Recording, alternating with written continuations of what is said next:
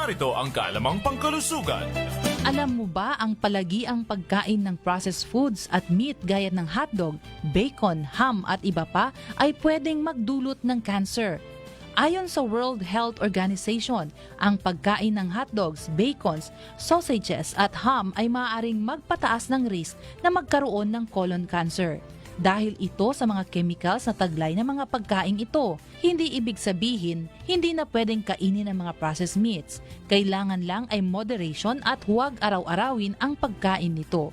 Mas maganda pa din kung damihan ang pagkain ng mga pagkaing mayaman sa fiber tulad ng prutas at gulay at huwag kalimutan ang mag-ehersisyo. Lenny Wong Olivo, NDBC, Bida Balita.